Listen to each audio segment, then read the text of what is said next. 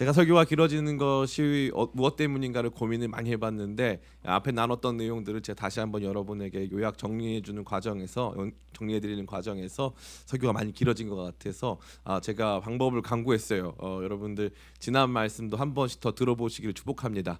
그래서 그냥 목사가 이제 나와서 정리해 주겠거니 요약해 주겠거니 생각하지 마시고 여러분들이 좀 깊게 연구한다는 마음을 가지고 지난 일주일간 이제 벌써 딱 7일째인데 오늘이 1월 1일부터 오늘 1월 7일까지 우리가 일주일간 같이 이 말씀을 생각해 봤어요. 기도의 의미, 기도의 가치에 대해서 함께 생각해 봤어요. 기도를 하는데 기도가 유익하기 때문에 기도가 좋기 때문에 하는 게 아니라 기도를 해야 할 분명한 의미 분명한 가치가 있다는 거예요. 근데 그 가치는 우리한테 유익이 되거나 우리가 선택한 가치가 아니라 하나님께서 처음부터 기도라고 하는 경건 행위에 하나님께서 굉장히 중요한 방점을 찍으시고 이 기도를 통해서 하나님께서 이뤄가시는 개인적이며 또 하나님 나라적인 일들이 분명히 있다는 것을 말씀하고 있는 것입니다. 그렇기 때문에 전 여러분들이 이 기도와 관련돼서 제가 여러분 제가 누누이 말씀드렸지만 저는 어렸을 때 기도를 강요받았거든요. 기도를 강요받. 저에게 있어서 신앙은 늘 강요였어요. 강요. 그래서 칼빈의 기독교 강요 이런 것도 있잖아요. 그래서 저는 그것도 왜 강요라고 했을까? 그냥 또 무슨 기독교란 이렇게 좀 좋은 말로 하면 되는데 그래서 왠지 우리 신앙은 좀 강요받아야 되고 압박 속에서 좀 치열하게 해야 된다라고 하는 좀 그런 생각이 많았습니다. 그런데 이제 제가 그런 가정에서 컸음에도 불구하고 막 그렇게 기도를 많이 하는 목사는 아니었어요. 그런데 최근에 이제 목회 7년을 넘어서면서 제가 그동안 설교는 정말 열심히 했던 거 여러분 다 아시잖아요. 설교는 정말 많이 했고 정말 열심히 했고 강해 설교와 관련돼서도 정말 많이 했기 때문에 이제는 거의 안 다룬 내용이 없을 정도로 설교를 다 했습니다. 그리고 우리 교회 초창기부터 화요 아카데미라고 해가지고 약 3학기에 걸쳐서 굉장히 치열하게 우리 정독하고 같이 토론하고 막 하면서 수업도 다 들었단 말이에요. 그런데 그걸로는 안 되더라 이거죠. 그것만으로 안 되더라. 그래서 제가 이 목회적 한계점을 느끼고 저 개인적으로도 제가 원래 어떤 성격이냐면 O형이고 원래는 약간 우리 안병일 집사님이 알겠지만 제가 대장 스타일이에요. 대장 스타일. 그래가지고 어디 나가면 정말 담대하게 거침없이 제가 가기만 하면은 제가 우리 학교 고등학교 때도 제가 동아리 만들면은 한 번에 우리 학교에서 제일 큰 동아리 만들고 막 그래요. 근데 언제나 저는 이렇게 정말 담대하게 거침없이 하던 사람인데 제가 이제 시간이 지나오면서 이 신학교에서나 또 여러 선배님들한테 조심하게 해라. 특별히 저 쉐이커스 처음 만들 때 같이 이제 사역하던 목사님이 계신데 목사님 저한테 뭐라고 말씀하셨냐면은 괜히 그딴 거 만들어서 애들 시간 낭비시키지 말라고 그 말을 하시는 거예요. 근데 제가 너무 마음이 위축되는 거 있죠.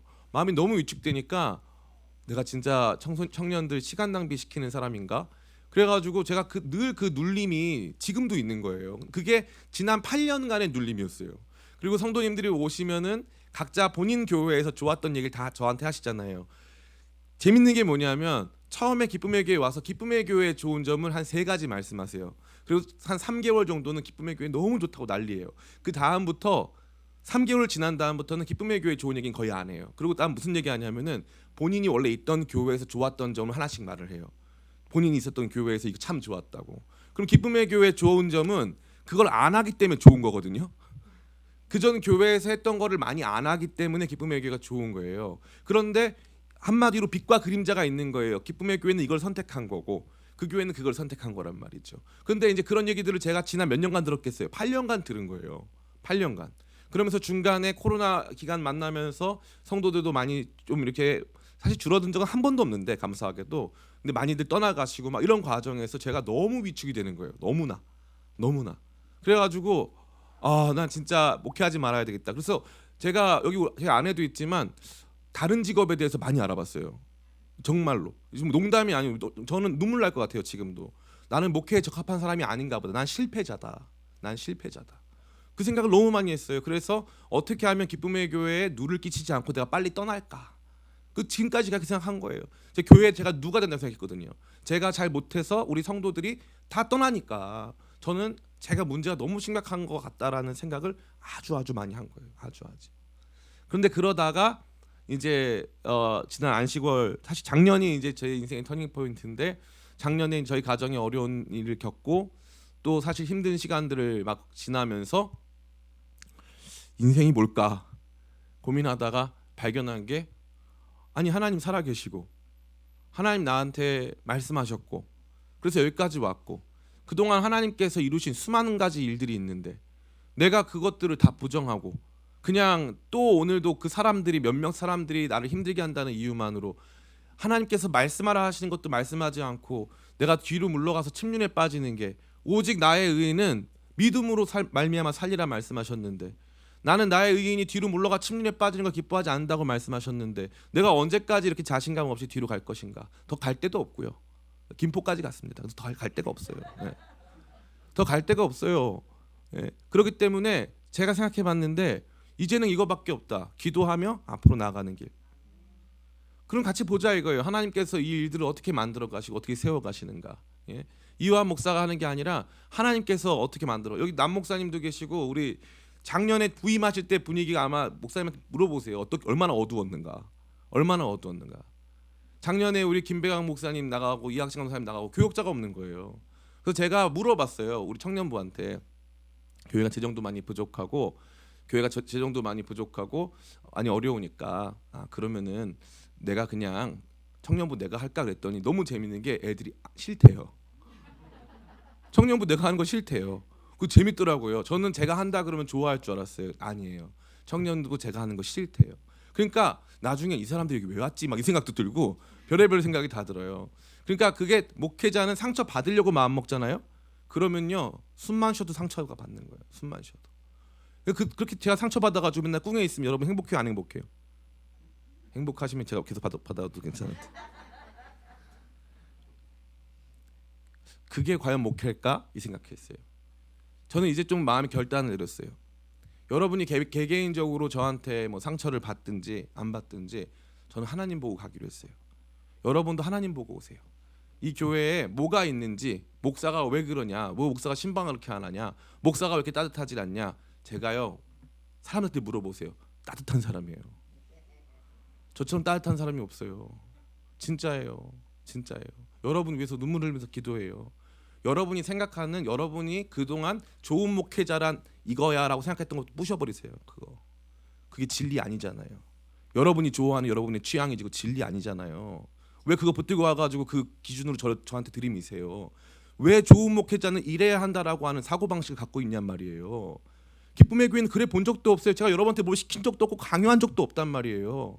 그런데 왜 여러분들이 다 기쁨의 목사는 이래야 되라고 하는 여러분만의 이 그림표를 갖고 와가지고 저한테 딱 들이본 다음에 안 맞네. 저 목사님 이상한 사람이야. 이렇게 하고 상처받으면 저도 행복하지 않고 여러분도 행복하지 않은 거예요. 그럼 뭐만 보면 되느냐? 저를 주목하지 말고 말씀을 주목하라 이 말이에요. 그리고 기쁨의 교회를 주목하라 이거예요. 기도하면서 성령께서 주시는 감동을 가지고 기쁨의 교회가 나가는 방향을 주목해보라 이거예요. 그리고 나서 같이 그 위에서 같이 싸우자 이 말이에요. 그러나 그것도 아닌 채 그냥 자기 마음, 자기 성향, 자기 취향에 따라서 교회 안에서 일어나는 일들에 대해서 자기 마음대로 말씀과 아무 상관없어요. 안타깝게도 우리 교회 안에 그 정도 말씀 실력을 갖고 있는 사람이 너무 없어요. 미안한데 너무 없어요. 성경 말씀을 딱 가르칠 수 있는 진짜 성경 말씀에 깨어있는 진짜 교계의 이 모든 역사와 진짜 이 한국 교회가 현재 어떤 상황에 처해 있는가에 대해서 분명한 인식을 가지고 저한테 덤빌 수 있는 사람이 아무도 없거든요. 사실 자기 혼자 자기 마음 가지고 있는 거 그거 하나 가지고 계속 그걸 부풀리는 거예요. 그래서 목사님 이번에 이 말씀 내가 마음에 안 들었어 하고 마는 거예요. 절대 그렇게 하면 안 되는 거예요. 제 마음과 생각이 완전히 달라졌어요. 완전히. 이제는 제가 여러분 붙잡는다고 여러분이 남아있을 것도 아니고 그잖아요. 제가 여러분 붙잡는다고 남아있는 거 아니잖아요. 제가 매일 아침마다 교적부를 보면서 기도를 하거든요. 교적부를 보면서 기도를 하는데 교적부 정리가 잘 안 돼 있어가지고 옛날 성도님들도 아주 많이 계세요. 근데 그분들 보면서 제가 그분들 집이 뭐 안산인데 안산에도 신방 가고 그 가정에도 신방 가고 따로 또 한 번 더 가고 뭐 이렇게 신방 갔던 기억들이 있는데 제가 신방만 가면 교회를 떠나요. 특별해요. 그날은 너무 좋았대요. 그런데 제가 신방만 갔다 오면 교회를 다 떠나요. 그러니까 저한테 만약에 오늘 이용학 선생님 이상한데 이상하죠. 이게 원래 저예요. 그러니까 제가 그동안 지난 8년간의 제 가슴을 뜯어 보여드리면 이 상태라는 거예요. 근데 여러분 최근에 2023년 들어서 제가 이런 모습 많이 보여드렸어요. 처음 보는 거예요. 처음 보는 거잖아요. 그동안 제가 이거 이렇게 하고 있었고 뿐만 아니라 하나님께서 많이 고쳐주셨어요. 그러니까 저 행복해요. 저는 너무 행복해요. 너무나 행복하단 말이에요. 기쁨의 교회가 있어서 너무 행복하고 여러분이 계셔서 너무 행복하고 우리 교회 잘 될 거여서 너무 행복해요. 아멘. 네, 그러니까 이제부터 이완 목사한테 주목하지 말고 제 일거수일투족 보면서 저 사람 어떻게 하나 이거 주목하지 말고 말씀에 주목하는 거예요. 말씀에. 과연 이 말씀이 과연 그러한가? 기도를 가지고 우리 20일 동안 달려나가는데 진짜 기도가 무엇인가에 대해서 깊이 생각해 볼 필요가 있는 거예요. 그래서 지난 일주일간 기도의 의의와 중요성, 그 기도의 가치에 대해서 함께 끊임없이 나눈 거예요. 여러분 목사님 말씀 듣는 훈화 말씀 듣는 어린이 아니니까 이제는 이 히브리서 5장 말씀처럼 하나님 말씀을 직접 먹을 수 있는 신령한 젖을 먹을 수 있는 하나님의 신령한 음식을 먹을 수 있는 사람으로 성장해야 될 거 아니에요. 언제까지 삐지고 뭐 언제까지 이렇게 불평불만 하면서 신앙생활 할 겁니까? 진짜 하나님 말씀이 뭔지 거기에 포인트가 있는 거예요. 거기를 향해서 달려나가다 보면 그러다 보면요. 교회 안에서도요. 기쁨의 교회 특징이 뭡니까? 위임. 우리 교회 찬양인도자 몇 명이에요? 찬양인도자 셀 수가 없죠. 저도 못 세겠어요. 어디까지가 찬양인도자인가? 그럼 제가 그 부분에 대해서 우리 한정수 간사님한테 이래라 저래라 한 적 있습니까? 없습니까? 단 한 번도 없어요. 이 사람은 세워라 저 사람은 세우지 말아라 해본 적 단 한 번도 없다니까요. 저는 여러분의 섬김에 대해서 숨소리 한 번 내본 적 없어요. 우리 김지현 목사님 오셨는데 저 디자인에 대해서 한마디도 해본 적이 없어요. 단 한마디도. 목사님 시안입니다. 너무 좋아요. 언제나 그렇게 해요. 너무 좋아요. 딱 한 번 우리 기세등등 이거 할 때 제가 그때 실수가 많았어요. 기세등등 이거 할 때 이거 목사님 저희 교회 프린터를 빌려주시는 집사님이 있는데 그 원래 프린터는 칼라 프린트 할 때마다 몇 장 이상 하면은 얼마씩 돈을 더 업체에다 내야 돼요. 근데 우리 교회에다 프린터 빌려주시는 분은 그거 안 받아요. 그래서 우리가 10,000장을 찍건 10만 장을 찍건 토너를 계속 갖다 줘요. 그래서 우리 교회에서는 모든 걸 칼라로 찍어도 돼요. 좋은 교회입니다. 아멘. 좋은 교회예요. 그런데 김지현 목사님이 그래도 프린터 아껴야 되니까 모르시니까 흑백을 찍은 거예요. 딱 그때 한번 목사님 우리 교회는 칼라로 찍어도 돼요. 이 말만 해봤지 저는 여러분들이 무슨 반찬을 하건 언제 모여서 기도를 하건 뭘 하시건 건드려 본 적이 없다니까요. 그러니까 이 교회는 누가 만드는 거예요? 제가 만드는 교회가 아니라니까. 여러분이 만드는 교회라니까. 지금까지 이렇게 만들어 온 거예요. 그 문화가 지금까지 온 거예요. 오해하고 착각하지 마세요. 그러니까 그동안 자기 교회에서 있었던 그 상처들을 가지고 기쁨의 교회를 평가하는데 그러려면 몰라고 와요. 그잖아요. 그렇게 하는 게 아니에요. 이제 2023년 새로 시작했어요. 기도에 대해서도 처음 배우는 것처럼 배워보세요. 저한테 배우라는 게 아니에요. 말씀으로 배우시라고요. 처음부터. 기도가 이렇게 중요한지 저도 몰랐다니까요. 저게 나름 공부도 잘했어요. 나름 신학교에서도 인정받는 사람이었어요.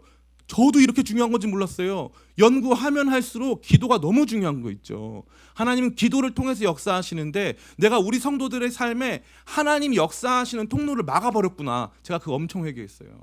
제가 여러분에게 기도를 강조하지 않았기 때문에 하나님 역사하시는 통로를 막아버린 사람 같더라고요. 저 정말 비장한 마음으로 2023년 여러분 굉장히 저를 두려워하셔야 돼요. 이제부터 2023년 정말 여러분 안전띠를 잘 매시고 함께 정말 새로운 길로 나가야 돼요. 이제부터 변화가 시작될 거고 하나님께서 일하실 거예요. 목사님 망하면 어떡해요? 망해도 하나님 뜻이죠. 뭐가 그렇게 망하는 게 무섭습니까? 그죠? 저 살아보니까 제가 망한 적이 많거든요. 진짜 저희 아내가 증인인데 정말 많이 망했어요. 망하는 거 전문가입니다. 가만히 보니까 망해도 멀쩡하잖아요. 알고 봤더니 망해도 멀쩡하더라고요. 그래서 이제는 망하는 거 하나도 안 무서워요. 정말 하나도 안 무서워요. 대신에 이제부턴 진짜로 갈 거예요. 여러분 마음 제가 안 챙겨드립니다. 여러분 마음 챙겨드리는 게 목사 역할 아니에요. 그거는 심리상담가. 그건 여러분 리더들 함께 주 안에서 있는 형제 자매들끼리 사랑으로 하나 되세요. 저를 미워하세요. 저를 미워하고 여러분끼리는 친해지세요. 진짜로. 제가 그냥 드리는 말씀이 아니에요. 이러면 성도들이 살아나더라고요. 재밌게도. 목사를 미워하고 자기들끼리 친하면 교회가 세져요. 그런데 목사한테 사랑을 다 받잖아요. 첫 번째 다 만족이 안 되고 그러고 나서도 심지어 서로 사랑하지 않아요. 목사님 얼굴만 보고 왔거든요. 저는 우리 기쁨의 교회가 2023년 새로운 길로 나가길 축복합니다. 아멘. 그러기 위해서 여러분 이 말씀 특별히 기도에 대해서 배운 이 말씀을 정말 하나하나 차근차근 배워가고 읽어가고 다시 한번 따라와 보면서 진짜 이 말씀의 능력을 체험하게 되시기를 간절히 정말 간절히 축원드립니다. 아멘. 자, 오늘 기도의 가치와 의미 마지막 시간입니다. 바로 기도가 준비다라는 것입니다. 여러분 삶 속에서 어떠한 준비를 하고 있습니까? 기도가 준비라고 하는 것은 크게 두 가지의 의미를 가질 수 있어요. 하나는 따라해 볼까요? 일상적 준비. 예, 기도가 일상적 준비라는 거예요. 아침에 일어나면 여러분 제시기가 없으니까 오늘 또 대상이 많이 없어가지고 안병현 집사밖에 없는데 안병현 집사가 많이 지쳐 보여가지고 그러면은 우리 누가 좋을까요? 그러면은 우리 이창원 집사님. 그렇죠. 이제 드디어 넘어왔습니다. 이창원 집사님은 아침에 일어나서 밖에 나갈 때 그냥 나갑니까? 준비하고 나갑니까? 그냥 나간다고. 여기서부터 막히네요. 예. 그러니까 다시 저는 주님만 보고 가려고 이제 도와주질 않으니까. 아침에 나갈 때 그냥 나가지 않잖아요. 그죠? 아침에 일어나면 씻어요. 씻고 나가죠. 씻고 나가요. 근데 어느 날 아침에 갑자기 그날은 나가는 일이 없으니까 준비 하나도 안 하고 있다가 손님이 들이닥쳤어요. 목사님이 신방 왔어. 그죠? 벌써 소리가 으아, 이야 이거 어떡하나 소리가 나죠. 그런데 매일매일 약속이 있든 없든 같은 시간에 일어나서 똑같은 청소를 하고 똑같이 자기를 준비하고 하는 사람들이 있다면 그러한 일상적 준비가 늘상 이렇게 똑같이 일관성 있게 진행이 된다면 그러한 일들을 두려워할 필요가 있을까요? 없을까요? 없죠. 이건 단순히 우리 삶 속에서 일어나는 모든 면에 있어서도 이거 다 적용되는 거예요. 다 적용되는 거. 운동도 마찬가지잖아요. 일상적 준비거든요. 운동도 일상적 준비죠. 또 어떤 일상적 준비가 있을까요? 여러분 보험도 납부하시잖아요. 보험료 납부하는 것도 일상적 준비예요. 일상적 준비. 어떤 분들은 그러더라고요. 목사님 보험 드는 거 하나님 안 기뻐하시는 거 아닙니까? 보험을 아주 많이 드는 것에 대해서는 이제 보험 드는 보험 액수가 문제가 아니라 보험 드는 마음이 문제인데 액수가 너무 클 경우에는 그거는 조금 뭐라고 할까요? 우리가 과한 것일 수 있다. 그런 생각은 들지만 사실 보험이 안 되는 거면 예금도 안 됩니다. 그잖아요. 미리 준비해 놓는 거 다 안 되는 거니까. 그래서 그렇게 극단적으로 생각할 필요는 전혀 없는 것이고요. 보험도 우리 삶 속에 필요한 일상적 준비가 될 수 있다. 일상적 준비. 그래서 기도가 준비다라고 하는 차원에서도 개인적이고 일상적 준비로서의 기도가 존재한다 이거예요. 영성 생활에 있어서 개인적이고 일상적 준비로서의 기도가 존재한다 이거죠. 그러니까 매일의 기도는 우리를 준비시킨다 이거예요. 어떤 준비를 시킵니까? 영적 존재로서 하나님을 대면하고 하나님 뜻 가운데 걸어가고 하나님께서 원하시는 일들이 펼쳐갈 수 있는 가장 기본적인 준비가 바로 기도다 이거예요. 기도가 일상적 영적 준비이다라는 것을 우리가 우선적으로 알 필요가 있죠. 또 한 가지 준비는 어떤 겁니까? 아이가 이제 좀 있으면 결혼을 해야 되니까 아이가 이제 자라기 시작하면서부터 부모가 아이의 이름으로 통장을 만들어줘서 예금을 듣는다든지 아니면 아이를 위해서 미리 집을 사놓는다든지 특별한 준비들이 이루어질 수 있단 말이죠. 그죠? 그것은 굉장히 특별한 준비. 일상적 준비와는 대비되는 어떤 특정한 목적을 가지고 하는 준비가 있을 수 있다라는 것입니다. 기도는 이 중에 뭐에 해당할까요? 둘 다에 해당합니다. 기도가 이 두 가지 모두 우리의 일상생활에서 일어날 수 있는 모든 준비를 포괄하듯이 기도가 이 두 가지 모두에 대한 준비다. 영적인 의미에서 준비다라는 것을 우리가 우선적으로 알 필요가 있어요. 그러기 위해서 우리가 먼저 주목하기 원하는 것은 하나님 역사하시는 패턴입니다. 하나님 일하시는 패턴. 왜 기도가 이러한 준비가 될 수밖에 없느냐를 알기 위해서는 하나님 일하시는 일에 하나님께서 하시는 그 역사 속에 하나님께서 반드시 언제나 변함없이 보여주시는 패턴이 있다는 걸 따라해 볼까요? 준비하시고 행하시고 예언하시고 성취하시고. 하나님은 언제나 이 순서에 따라서 역사하세요. 하나님이 그냥 아무 때나 아무렇게나 역사하지 않으십니다. 우리 많은 성도들이 생각하기로는 이런 거예요. 하나님께서 갑자기 천둥번개를 치시면은 하나님 역사다. 갑자기 하나님 뭘 하시는 것 같잖아요. 하나님 절대 그렇게 역사하신 적이 없어요. 하나님은 천지 창조를 하셨을 때도 6일 동안 창조하셨는데 이 6일 창조를 반으로 뚝 나누면은 처음 3일간의 창조는 뒤에 올 생명에 대한 혹은 그 하나님께서 만드신 공간을 채우는 방식으로서의 처음 3일의 창조예요. 그러니까 6일 창조도 반으로 나눌 수 있어요. 그래서 하나님은 순서에 맞게 창조하시는 거예요. 사람을 먼저 창조하시고 그 다음에 풀을 창조하시면 무슨 일이 발생할까요? 사람이 먹을 게 없죠. 그렇잖아요. 생명의 차원이 있는데 생태계가 존재하지 않습니까? 생태계에 먹이사슬이 존재하는데 풀이 없는 상태에서 사람이 먼저 오게 되면은 이 사람이 먹을 게 없어지는 거예요. 그러니까 하나님께서는 이 모든 걸 다 순서에 맞게 창조하신다 이거예요. 그러니까 여러분 삶 속에 일어나는 모든 일들도 하나님께서는 반드시 순서에 맞게 역사하신다 이거예요. 반드시 순서에 맞게. 이게 하나님 나라 역사의 패턴입니다. 물론 성경 역사도 여러분들께서 그렇게 조망하실 수 있으면 너무나 좋겠지만 그런 시간적 여유도 없고 큰 관심도 없을 테니 여러분 개인의 삶에도 이것이 똑같이 적용되는 것을 여러분이 알 필요가 있는 거예요. 제 간증을 잠깐 드리자면 저는 이제 어렸을 때 중학교 때 이제 어떤 목사님이 저를 찾아오셨어요. 그래가지고 저 강북구 번동에 영구임대 아파트 살 때인데 미국에서 오신 오 아론 목사님이란 분이신데 그 목사님이 저한테 이제 안수기도를 해주시는 거예요. 안수기도를 해주시면서 기도가 끝난 다음에 그때가 1991년이었는데 기도가 끝난 다음에 목사님이 이제 갑자기 돈 봉투를 꺼내시더라고요. 그래서 요한아 이게 내가 가진 전 재산이야. 내가 이번 달에 얻은 전 재산이야. 그래가지고 본인이 이제 어떤 성도님이 이렇게 후원해 주셔가지고 딱 10만 원이 있는데 내가 기도해봤는데 너 하나님 찬양하는 사람이래. 중학교 1학년짜리가 뭐 그런 게 있겠어요? 하나님 찬양은 저희 형이 잘하고 노래 잘하고 저는 못하거든요. 근데 찬양하는 사람이라는 거예요. 그래가지고 이 10만 원을 줄 테니까 이걸로 기타를 사가지고 기타를 배워서 하나님 찬양하는 사람이 되래요. 그래가지고 이제 하나님 찬양하는 사람하고는 관심이 없고 제 인생에 처음으로 누가 10만 원을 준 거니까 그걸 가지고 저희 형이 가가지고 이제 낙원상가 가가지고 세고비아 기타 가가지고 기타를 한 대 사왔어요. 그래서 형한테 기타를 배웠어요. 가족들한테 뭐 배우는 거 아니거든요. 그래서 굉장히 관계가 악화됐어요. 그래서 아이 모르겠다 내가 알아서 하겠다고 해가지고 그냥 기타를 갖고 있다가 기타를 치다가 처음에 이거 치자마자 이건 내 악기가 아니다. 왜냐 손가락이 너무 아파요. 그래가지고 내 악기가 아니다. 그래서 기타를 그대로 그 베란다에 창고에 넣어놨어요. 창고에 넣어놓고 다시는 거들떠 본 적도 없어요. 기타에 대해서. 그러다가 중학교 3학년 때 이성의 눈을 뜨면서 저희 교회에 이제 그 서대문구 전체에서 제일 예쁜 효정이라는 애가 있었는데 우리 친구들 전체가 진실 게임을 해보니까 5명이 다 이 자매를 좋아하는 거예요. 그럼 경쟁을 해야 되잖아요. 그러면 어떤 애는 이제 힘이 세고 어떤 애는 얼굴이 잘생기고 뭐 이런 경쟁. 저는 뭐 그 당시 뭐가 없으니까 기타를 치자. 그래가지고 기타를 죽도록 연습해가지고 찬양 인도자가 됐습니다. 찬양 인도자가 돼가지고 이제 그런데 효정이는 당연히 저를 선택하지 않았죠. 다 그 시간이 다 끝나버렸는데 저한테는 그 뭐만 남은 거예요. 찬양만 남은 거죠.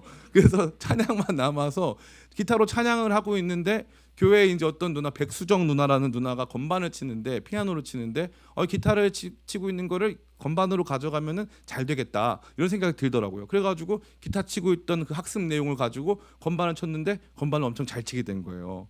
그래가지고 제가 고등학교 때부터 안병일 집사님이랑 같이 제가 막 찬양 사역을 막 하는 거죠. 그러다가 이제 어떤 YFC라는 단체를 만나가지고 거기에서 이제 찬양 사역을 하다가 거기서 제일 유명한 사람들을 만나게 됐어요. 그 당시에 제일 유명한 사람들. 그래서 그런 분들 최인혁 집사님이라던가 뭐 송정미 사모님이라던가 이런 분들을 만나가지고 같이 막 음악 세계에 들어온 거예요. 그러다가 어떤 분이 저한테 요청을 한 거죠. 내 앞에 어떤 피아니스트가 있었는데 그분이 이 교회에서 사례비를 받으시는 연주자예요. 한 달에 100만 원씩 받으시는 피아노 반주자신데 이분이 해외에서 집회한다고 이제 갔는데 해외에 안 가고 그날 온누리교회에서 연주하고 돈 받고 있다는 걸 발견한 거예요. 그래서 그분이 이제 그 교회 잘리면서 후임 건반을 누구를 뽑을 거냐 해가지고 저한테 연락이 온 거예요. 그래서 제 앞에 그렇게 그만두신 분은 그 찬양 나를 지으신 이가 그 노래를 만드신 신상우 씨, 서울대 작곡가 나오신 신상우 씨가 제 앞에 건반이었고 저는 이제 그 뒤에 들어가가지고 높은 뜻 승리교회 이제 가가지고 거기서 건반 연주하고 찬양하게 된 거죠. 그 과정에서 무슨 일이 있었냐면은 저의 이제 고등학교 때부터 해가지고 그 저의 이 모든 얘기는 안병일 집사님한테 검증을 받으면 됩니다. 언제나 제 옆에 있었어요. 그때도 그래서 굉장히 저를 존경하잖아요. 그래가지고 그때서부터 이 기간까지가 있었는데 그때가 이제 99년, 2000년, 2001년, 2002년, 2003년, 2004년 요 기간이에요. 그러면 그때 무슨 잠실 주경기장에서 무슨 집회를 한다. 그러면 건반 치러 가는 사람이 저예요. 세종문화회관에서 집회를 한다. 그럼 건반 치는 사람이 저예요. 그러면 그 당시는 어땠냐면은 목사님이 이렇게 집회 하잖아요. 그럼 중간에 목사님 갑자기 중간에 찬양을 불러요. 갑자기 목사님이 같이 우리 찬양하겠습니다 한다면 목사님이 뭐 무슨 곡 하는지 안 가르쳐 주고 갑자기 찬양을 부르는 거예요. 목사님 느낌에 따라서. 그래가지고 갑자기 Amazing Grace 그러면은 이 그 How Sweet 하기 전에 반주가 들어와야 돼요. 그러면 이제 이거를 제가 다른 사람들 다 놀아요. 밖에 나가서 베이스 이런 애들 다 나가 놀아요. 근데 설교 시간에 전 못 놀잖아요. 그래가지고 설교 시간에 옆에 있다가 그분이 뭐 한다 그러면 같이 해줘야 되니까. 그래가지고 그 역할을 99년, 2000년, 2001년, 2002년, 2003년, 2004년까지 6년 동안을 그걸 대한민국에서 제일 열심히 한 사람이 저예요. 제일 많이 다닌 사람이 저고. 그걸로 돈도 많이 벌었으니까. 그러니까 제가 설교를 원하지 않았는데 그 당시에 유명한 분들 조용기 목사님부터 해가지고 제가 온누리교회 화요 예배는 일렉기타를 쳤고 그러니까 대한민국에서 설교 잘하신다는 분 설교를 다 들은 거예요. 다. 그 설교만 듣고 사는 거예요. 그분들 설교만. 그러고 나서 교회는 우리 어머니가 개척하신 남대문교회 명인교회 20명 나오는 거. 그거 오전에 가서 반주하고 끝나면은 높은 뜻 승리교회 가서 건반 치고. 그렇게 사니까 설교는 얼마나 제가 많이 들었겠어요. 그죠? 그런데 설교 많이 듣고 그 다음에 성경 말씀 제가 군대 가서 많이 읽었는데 그런 저에게 성령이 임하시니까 설교 성경 말씀에 대해서는 한 번에 자신이 생기는 거예요. 자신이. 그래서 2007년도에 이제 1학년이었는데 그때 그냥 그 대학교 1학년 학생 나이는 29 대학교 1학년 학생이었어요. 학교에서 이제 설교 대회를 한다는 거예요. 근데 설교 대회에 나갈 관심은 하나도 없어요. 저는 그때 완전히 불의 사람이었기 때문에 내가 여기에 있는 우리 총신 학생들에게 하나님 말씀을 증거해야 한다. 그래가지고 이 사명감을 가지고 설교대회 원고를 냈어요. 설교대회 원고를 내니까 이제 본선에 나가가지고 이제 그 설교 제목이 우리의 싸움이라는 설교 제목이었는데 그때 설교를 했어요. 무조건 1등이었죠. 1등은 따놓은 당상이었어요. 그때 심사위원장이 송태근 목사님이었는데 송태근 목사님 막 비판했어요. 1등 주기 싫어가지고 광나루 스타일이라고 그래가지고 장신대 스타일이라고 저거 그래가지고 왜냐면 저는 장신대 스타일을 많이 들었거든요. 그래가지고 광나루 스타일 욕 엄청 먹고 1등을 했어요. 1등 하고 났는데 제가 지난번에 총신 갔을 때 교수님이 오셔서 저를 끌어안은 다음에 뭐라고 하시냐면 요한아 나는 네가 15년 전에 설교했던 우리의 싸움 그 설교를 잊지 못해. 저랑 같이 있었던 사람들이 다 그 말을 해요. 근데 제가 그때 생각했어요. 이거는 내가 잘한 게 아니라 하나님께서 그동안 나를 그렇게 훈련시켜 오신 거다. 하나님의 과정 속에서 그렇게 되어온 거다. 저는 이거를 제 인생으로 증거할 수 있어요. 하나님은요 저와 여러분들을 한 번에 만드시지 않아요. 절차와 과정 순서에 따라. 그러면 지금 여러분들이 지어져 가고 있는 이 상황 있잖아요. 이게 다 의미가 있어요, 없어요? 있어요. 아멘. 여러분의 삶에 다 하나님이 역사하시는 의미가 있는 거예요. 이거를 나중에 알게 되는 거예요. 나중에 하나님께서 저를 이렇게 사용하셨구나. 그 그때 이 음악 하면서 이제 제가 이렇게 막 뭐 연습하는 시간이 있었는데 그때 이제 한 형제가 저를 보더니 그 형제가 서울예대 다니는 형제였고 드럼을 대한민국 제일 잘 치는 형제였어요. 그 형제가 굉장히 이렇게 좀 거만한 표정으로 저한테 오더니 한 10분간 대화를 나눈 거예요. 그래가지고 너무 잘하시네요. 막 이러면서 되게 교만하게 그렇게 하더라고요. 그렇게 해가지고 이제 10분 대화를 나누고 저는 속으로 되게 교만하게 생겼다라고 생각했어요. 근데 가가지고 자기 친 누나한테 가서 누나가 만나봐야 될 사람이 있다. 그래가지고 제가 저희 아내를 그거 하다가 결혼도 한 거예요. 그 다 과정이 있다니까요. 사람 일은요 아무도 몰라요. 아무도 몰라요. 제가 뭐 웃자고 한 얘기 절대 아니고요. 저는 다른 사람 인생 잘 모르니까 제 인생만 가지고 딱 말씀드리면은 하나님의 역사는 언제나 똑같아요. 그 뭐냐하면 순서에 따라서 일하세요. 순서에 따라서. 그러면 하나님 역사하시는 그 순서에 따라 일하실 때 하나님께서 시키시는 게 있는데 그게 바로 기도예요. 거기에는 그럼 그 기도는 어떤 거냐? 일상적 기도와 특별 기도 이 두 가지예요.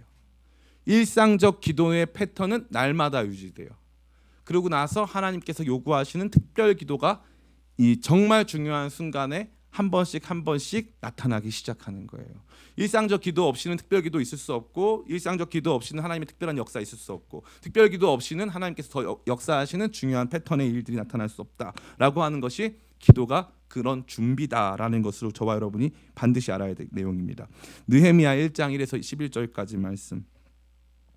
좀 길지만 읽어야 할 가치가 있어요. 제가 먼저 보겠습니다. 하가랴의 아들 느헤미야의 말이라. 아닥사스다 왕 제20년 기스르월에 내가 수상궁에 있는데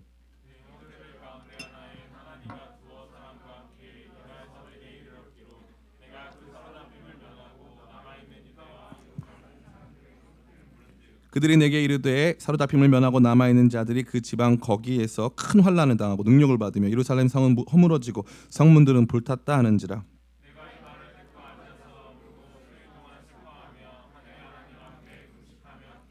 이르되 하나님 여호와 크고 두려우신 하나님이여 주를 사랑하고 주의 계명을 지키는 자에게 언약을 지키시며 긍휼을 베푸시는 주여 간구하나이다.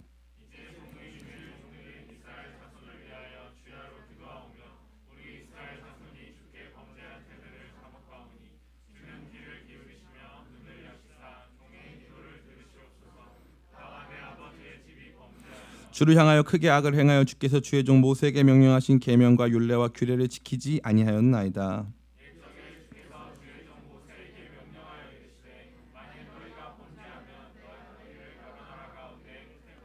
만일 내게로 돌아와 내 계명을 지켜 행하면 너희 쫓긴 자가 하늘 끝에 있을지라도 내가 거기서부터 그들을 모아 내 이름을 드리고 택한 곳에 돌아오게 하리라 하신 말씀을 이제 청하건대 기억하옵소서.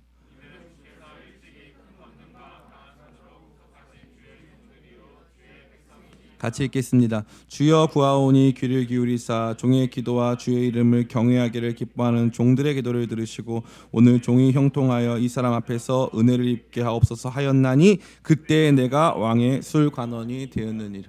아멘. 느헤미야는 이 당시에 이제 이 페르시아 제국에서 굉장히 중요한 일을 하는 이 고관이었어요. 근데 이 느헤미야에게 예루살렘 도시로서의 예루살렘의 형편이 날아옵니다. 성벽이 다 무너졌고 그 안에서 사람들이 살지 못하는 땅이 돼버렸고 하나님의 성전이 그 도시가 완전히 황폐화됐다라고 하는 그러한 내용이에요. 그러한 내용을 들었을 때 어떻게 합니까? 기도하기 시작하죠. 이 기도는 매우 특별한 기도예요. 매우 특별한 기도. 자신의 삶에 다가온 말씀 하나를 붙잡고 진짜 주님 그러면 새 일을 행하여 달라고 하는 엄청나게 중요한 하나님께 매달리는 기도가 시작됐다는 거죠. 그랬더니 무슨 일이 발생합니까? 11절 주여 구하오니 귀를 기울이사 종의 기도와 주의 이름을 경외하기를 기뻐하는 종들의 기도를 들으시고 오늘 종이 형통하여 이 사람 앞에서 은혜를 입게 하옵소서 하였나니 그때 내가 왕의 술관원이 되었느니라. 왕의 술관원은 지금으로 치면 비서실장입니다. 비서실장. 왕의 비서실장이 된 거예요. 아주 이 당시에 전 세계를 호령하는 가장 강력한 국가였던 페르시아의 왕의 비서실장이 됐기 때문에 왕에게 이러한 상황을 알리고 그 어떤 혜택을 받을 수 있는 그 지점으로 올라서게 됐다는 거예요. 뭐 했을 때? 기도했을 때. 그죠? 이 기도가 사실은 여기에 등장할 필요가 있을까요? 없을까요? 없죠. 왜냐하면은 내가 그 소식을 들었더니 어느 시점에 갑자기 왕이 나를 불러서 비서실장을 삼았더라. 이러면은 우연이잖아요. 신기한 일이 벌어졌네. 우연히 이런 일이 벌어졌네. 하면 우연인데 여기서 느헤미야가 기억하고자 하는 것도 느헤미야가 저와 여러분에게 분명한 과정과 절차로서 알려주고 싶었던 것이 무엇이냐 하면 내가 기도할 그때에 이 일이 벌어졌다 이 말이에요. 그러니까 특별한 하나님 나라 역사를 위해서는 뭐 해야 한다? 기도해야 한다는 걸 보여주는 거죠. 목사님 그러면은 느헤미야가 기도 안 했으면 이런 일이 벌어지지 않았을까요? 아주 좋은 질문이에요. 느헤미야가 기도하지 않았어도 느헤미야는 왕의 비서실장이 될 수 있어요. 대신 느헤미야가 기도하지 않았다면 지금 예루살렘에 대한 자신의 책임감, 버려진 하나님 나라의 중심, 하나님 나라, 하나님 보좌가 있는 그곳에 대한 책임감이 느헤미야가 그렇게 강했는데, 그것이 우연히 벌어졌다면 느헤미야는 아마도 이것이 하나님 뜻이라고 하는 분명한 확신을 갖기 어려웠을 거예요. 그런데 느헤미야는 지금 그 기도를 했는데 하나님이 나를 왕의 이 술관원, 비서실장으로 삼아주셨다 이거예요. 그러니까 내가 거기 올라간 건 내 능력이에요? 아니면 하나님께서 내가 한 그 기도와 연관돼서 나를 그 자리로 올리신 거예요? 첫 번째입니까? 두 번째입니까? 두 번째인 거예요. 누구 생각에? 느헤미야 생각에. 응답은요, 내 생각이 제일 중요해요. 객관적인 게 중요한 게 아니에요. 응답에서 제일 중요한 포인트는 내가 그렇게 진짜 믿느냐가 제일 중요한 거예요. 근데 느헤미야는 이 상황에서 기도했기 때문에 100% 믿는 거예요. 아, 하나님께서 날 여기 올리신 이유가 이거였구나. 이거였구나. 그럼 기도하지 않는 사람들은 뭐예요? 삶이 다 우연이에요. 우연이고 개연성이 없어요. 논리적인 흐름이 없다 이 말이에요. 그냥 왕의 술관원이 됐네, 잘 됐네, 뭐 여기서 또 뭐 해야 될 좋은 일이 있나, 이런 식인 거지.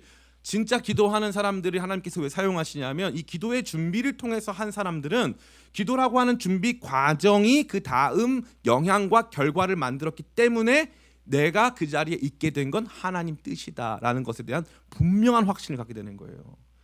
기도하지 않으면 응답이 없다는 건, 기도하지 않아도 하나님께서 다른 사람 기도 통해서도 충분히 역사하시고 여러 가지 일들을 펼쳐나가시는데, 기도한 그 사람에게 응답을 주실 때 비로소 하나님의 역사를 함께 체험하고 그 역사의 현장에 있는 사람으로 하나님께서 사용하실 수 있다는 사실입니다.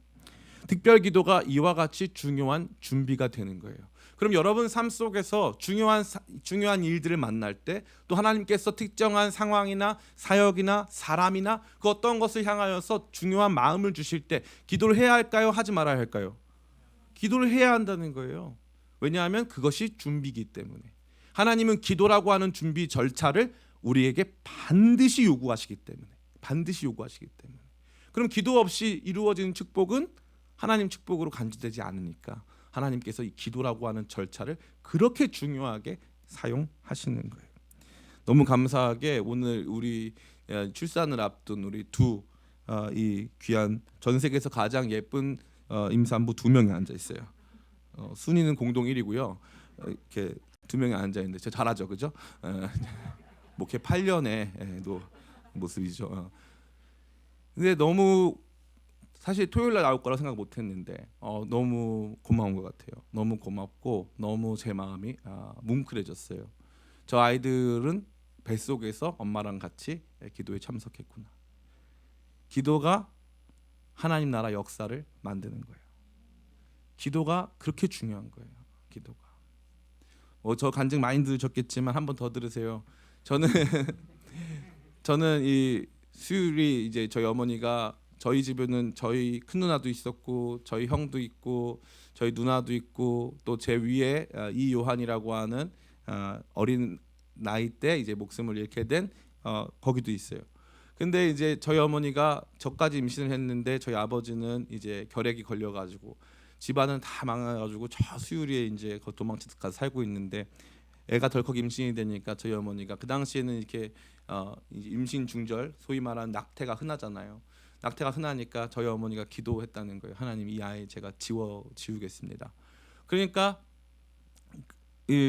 그렇게 기도했 거죠. 기도 안 하고 지웠으면 저는 세상에 없죠. 뭐 세상에 없기 때문에 뭐 특별히 아쉬울 건 없는 것 같아요.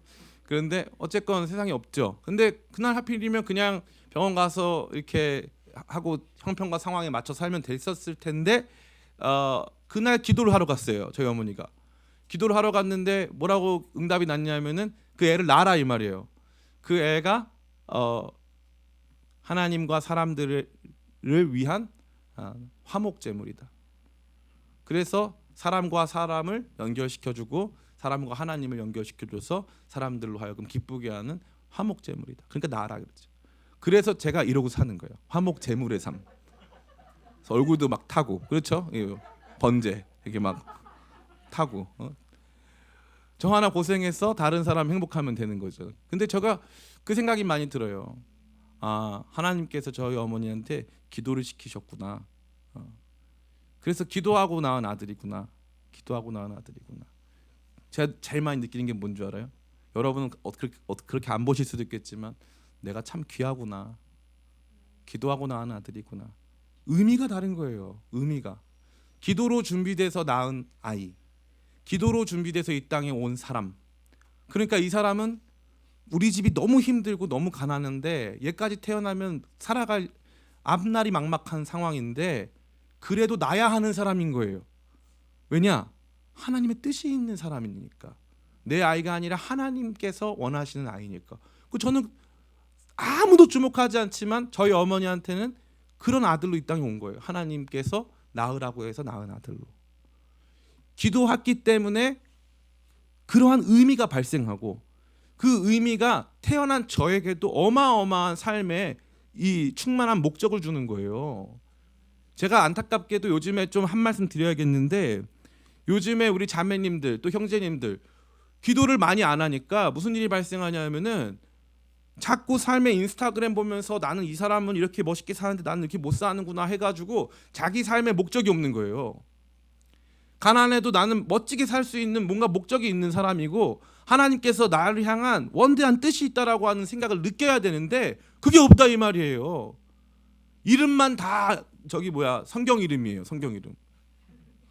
멋있는 이름도 요한이 뭐 이런 거 그죠? 이름이 다 거창해요. 그런데 막상 부모도 태어난 아이가 하나님 아이라고 생각 안 하니까 이 아이가 하나님께서 이 아이를 어떻게 사용하실지에 대해서 부모도 기대감이 없고 아이 자신도 부모에게 한 번도 그런 말을 들어본 적이 없는 거예요. 너는 하나님이 주신 아이야. 내가 기도 가운데 너 태어났어. 이게 없는 거예요. 이 스토리가. 사람은 이 스토리로 사는 존재거든요. 스토리가 없는 존재로 사니까 너무너무 비참한 거예요. 하늘의 이야기를 가지고 살아가는 사람들이거든요. 근데 기도가 없으니까 일상에서 하나님 역사하시는 위대한 일들을 만들어갈 때 기도가 없으니까 스토리가 없는 거예요. 그러니까 나는 스토리가 없으니까 뭐예요? 나는 물질이에요. 나는 내가 원하는 대로 살면 되는 거예요. 그냥 행복하면 끝나는 거예요. 너무너무 비참한 거죠. 하나님은요, 하나님 일하실 때 반드시 기도하게 하세요. 그리고 여러분 잊지 마세요. 기도하고 된 일들은 하나님 눈에, 우리 눈에가 아니라 하나님 눈에 반드시 의미가 있어요. 반드시. 저는 여러분 이것을 절대 마음속에 의심하거나 망각하지 않기를 축복합니다. 자, 이와 같은 특별한 준비인 특별기도 함께 생각해 보았고요. 두 번째 말씀 누가복음 6장 12절 말씀 같이 한번 읽어보겠습니다. 같이 읽어보겠습니다. 시작. 이때 예수께서 기도하시러 산으로 가사 밤이 새도록 하나님께 기도하시고 밝음에 그 제자들을 부르사 그 중에서 12를 택하여 사도라 칭하셨으니. 아멘. 예수님께서 제자들을 택하는 과정입니다. 제자들을 택하는 과정에 예수님께서 산기도를 하신 내용을 보여주고 있어요. 그러면 예수님의 산기도는 일상기도일까요? 아니면 특별기도일까요? 예수님의 산기도 다시 물어볼게요. 다시 물어본다는 건 기회를 또 드린다는 거잖아요. 그죠? 예수님의 산기도, 예수님이 산기도 한두 번 했어요? 아니면 자주 했어요? 매일 했어요? 요 느낌이에요. 그러니까 예수님의 산기도는 일상기도입니까? 특별기도입니까? 일상기도인 거예요. 일상기도. 예수님은 일상기도가 산기도예요. 우리는 일상기도가 산기도. 일산기도 아니고 일상기도. 다들 목이 안 좋으신가 봐. 예수님은 일상기도가 산기도인데 일상적으로 기도하시는 과정에서 12제자라고 하는 지금도 이 막 추앙받는 그 중요한 12제자 제도, 12제자라고 하는 그 시스템을 기도 가운데 하나님께서 주셨다 이 말이에요. 예수님은 그냥도 만드실 수 있는 분이잖아요. 근데 예수님이 기도 가운데 그 하나님께서 주신 그 마음 안에서 하나님께서 명령을 쫓아 이 일을 행하셨다는 거죠. 그러면은 여기서 중요한 포인트인데 일상기도와 특별기도가 있는데 뭐 언제 특별기도를 할 건지 뭐 어느 시점에 일상기도가 이루어지는 것인지 중요한 거 아니에요. 중요한 건 뭐냐 이거예요. 일상기도가 특별 기도의 현장이다 이 말이에요. 요 패턴이 있는 거예요. 일상 기도가 있는데 그 위에 특별 기도가 주어지는 거라 이 말이에요. 일상 기도가 없는데 갑자기 특별 기도만 한다? 절대 변화 없다 이거예요. 절대 변화 없다. 저한테 설교 많이 들으신 분들은 늘 알죠. 제가 어떤 걸 별로 안 좋아하냐면 연예인들 뭐 이렇게 하는 거를 조금 별로 안 좋아해요. 왜냐하면 연예인분들 간증 은혜로울 때도 많죠. 은혜로울 때도 많은데 과거에 그 서모 씨라고 하는 이 유명한 코미디언 분이 이제 이 회심을 했다는 이유만으로 많은 교회에서 그 서모 코미디언 분을 이제 말씀 강사로 간증하시는 분으로 이렇게 세웠단 말이에요. 세웠는데 이 사람이 이제 자기 아내를 막 폭행하고 막 이렇게 하고 아내에게 이루어진 비참한 삶으로 말미암아 더 이상 그분을 뭐 목사로 부르거나 뭐 이렇게 집회에 모실 수가 없는 상태가 됐죠. 뭐 그분뿐만 아니라 유명한 깡패 조양은, 김태촌, 예? 대도 조세형 이분들 다 목사예요. 전원 목사입니다. 전원. 조양은 씨는 살인을 한 조직폭력배인데 교도소에서 회심을 하고 목사 안수를 받은 다음에 필리핀에서 사기치다가 걸려서 지금도 깜빵에 있죠. 김태초 씨도 비슷하고요. 조세영 씨도 간증 집회 다녔는데 나중에 또 집에 다른 집 가가지고 큰 물건 훔치다가 또 지금 그렇게 돼서 또 깜빵에 들어가 계시죠. 그 목사를 정말 아무나 주나 봐요. 그래서 사람들은요 그런 스토리가 있으면요 막 초청해요. 제가 갈 때 사람이 많이 모일까요? 아니면 그런 사람들 가면 사람들이 많이 모일까요? 아닐 수도 있는데. 네, 회개해야 되겠다 우리 다 같이. 근데 신기하게 그런 사람들 가면은 사람들이 많이 모여요. 근데 하나님은 그렇게 사람 쓰신다 안 쓰신다? 안 쓰세요. 안 쓰세요. 그리고 그렇게 변화된 사람들은요. 그러니까 진짜 그 사람이 변화됐다고 보면 뭘 보면 되냐면 그 사람의 목회 현장을 보면 돼요. 그걸 먼저 봐야 돼요. 제일 유명한 사람이 누구냐면은 옛날에 유머 1번지 하던 그 밥풀떼기 김정식이라는 분 계세요. 옛날 분들은 다 아시고 그분이 굉장히 잘 나갔어요. 정말 잘 나갔어요. 김정식 씨가 굉장히 잘 나갔는데 이 김정식 씨가 예수님 제대로 만나고 그 다음에 아예 방송 출연 다 안 해요. 하나도 안 해요. 하나도. 목사 안수 받은 다음부터 방송 출연 일절 안 합니다. 그리고 서울 실용음악고등학교 만들었죠. 거기 만든 다음에 거기서 교회 해가지고 그 다음에는 방송 출연도 안 하고 인터뷰도 거의 안 해요. 그 사역만 하는 거예요. 그 사역만. 그리고 조하문이라고 하는 가수가 있어요. 조하문 씨. 최수종 씨 매형이죠. 조하문 씨라고 하는 분도 마찬가지. 예수님 인격적으로 만난 다음에 지금 작은 공동체 교회 이끌고 계세요. 간증 집회도 거의 안 해요. 그런 사람들은 진짜예요. 그런데 대부분 우리가 알고 있는 제가 이렇게 말하면 지난번에 우리 청년 집회도 이렇게 아이돌 출신 그 자매님도 왔다 가셔가지고 제가 할 말은 없는데 제가 기획한 건 아니고 제가 허락만 했어요. 마음이 약해가지고 여러분이 원하면 다 해드리니까 저는 원래 이제 별로 그런 걸 별로 안 좋아하는데 제가 회개할게요. 근데 어쨌건 그런데 뭘 보면 되냐면은 그 사람의 일상의 변화를 보는 게 중요해요. 그래서 일상 기도가 없는 사람인데 특별 계시를 받았다. 특별 은총이 그에게 있다. 특별 은총 신학적 용어로서는 쓰면 안 되는 말인데 우리가 이제 이해를 돕기 위해 제가 말씀드리자면 전혀 일상적으로는 변화된 적이 없는데 이 사람이 특별한 걸 받았다. 그럼 둘 중 하나예요. 1번 사단이 줬구나. 2번 하나님 주신 게 맞는데 왜 주셨냐면은 사울이 다윗을 죽이러 가려고 하니까 하나님이 사울에게 성령 주셔가지고 하지 말라고 말리시는 거거든요. 그 정도 차원까지는 가능해요. 근데 그 사람이 사역자가 돼서 다른 사람들의 영혼을 이끌고 진리를 선포할 수 있는 사람이 된다? 미안한 말이지만 그런 건 없습니다. 그런 건 없어요. 그러니까 우리가 너무 사람들이 좋아하는 세상이 좋아하는 메시지에 너무 반응하려고 하는 경우가 너무 큰 거죠. 제가 말씀드리고자 하는 게 바로 이거예요. 일상 기도. 일상 기도가 하나님 특별한 역사에 쓰임 받는 특별 기도가 임하는 현장이에요.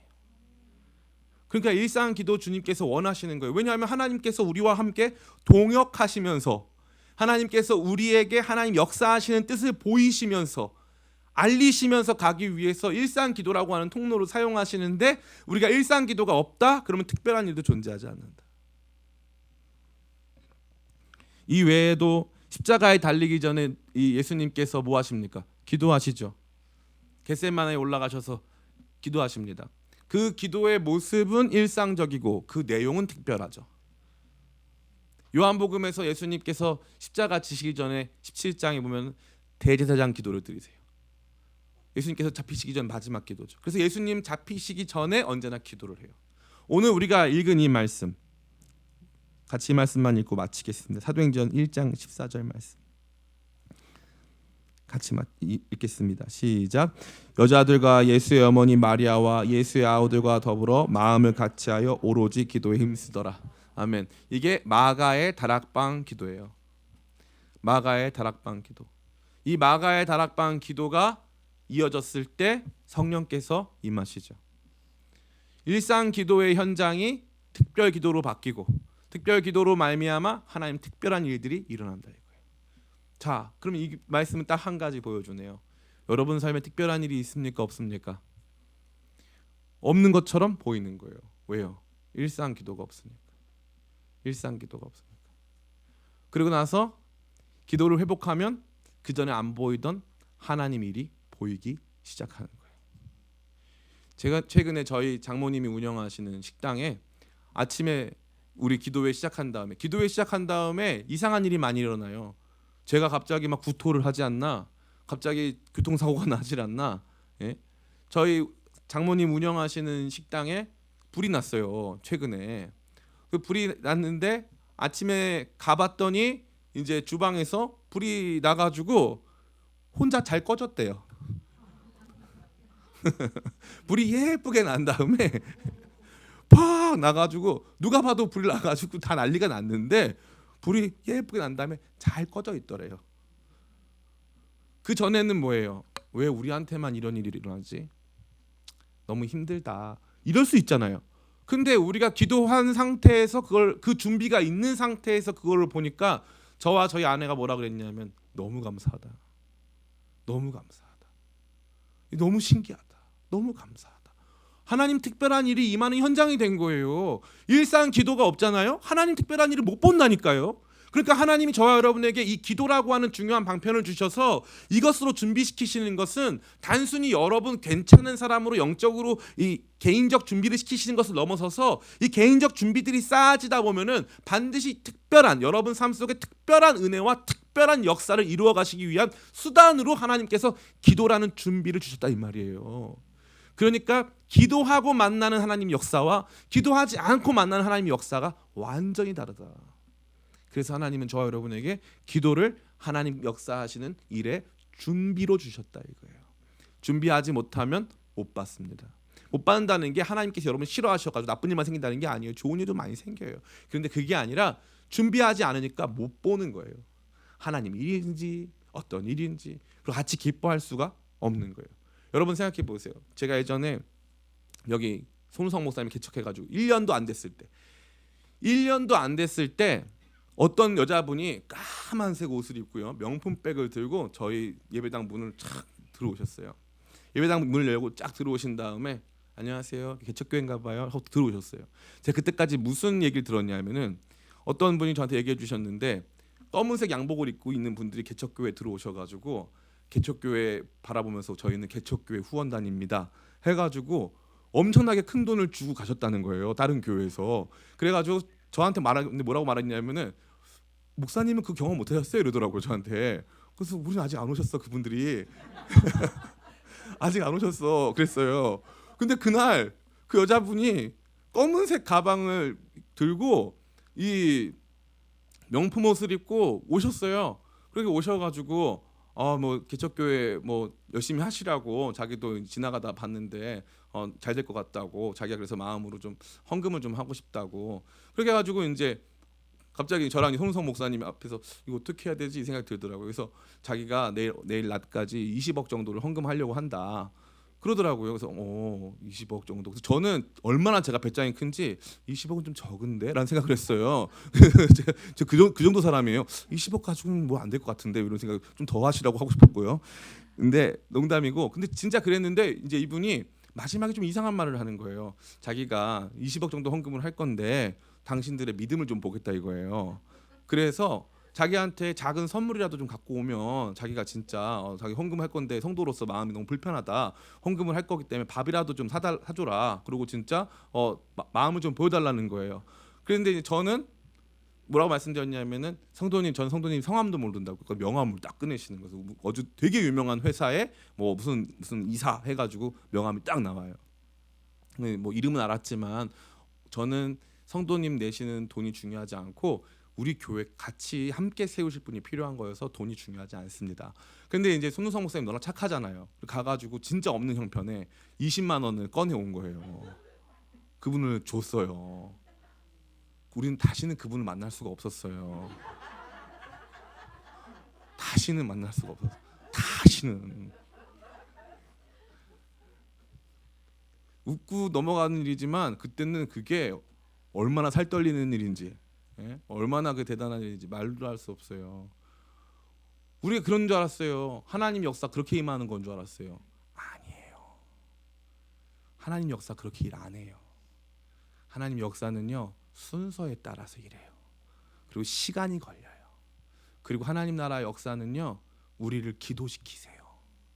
일상 기도를 회복시키신 다음에 일상 기도 속에 하나님 역사하시는 것을 보게 하는 눈을 주사 우리 모두가 보세요. 그때 그 성도님이 우리 교회 20억 헌금했다. 그러면 이제 성도들한테 제가 말하는 그때 청년들밖에 없을 때니까 야 우리 20억 헌금 들어왔다는 청년들이 우와 하겠죠. 그럼 그게 다예요.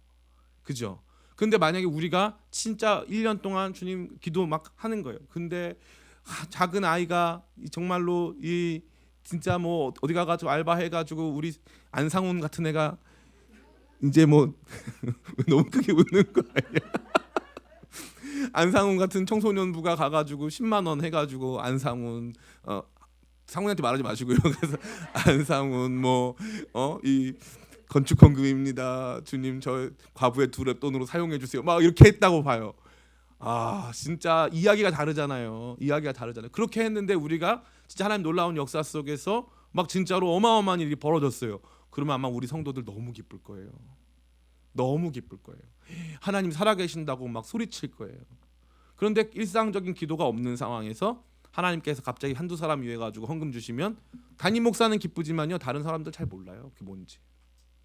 하나님은 그렇게 일 안 하십니다. 하나님은 기도를 준비시키세요.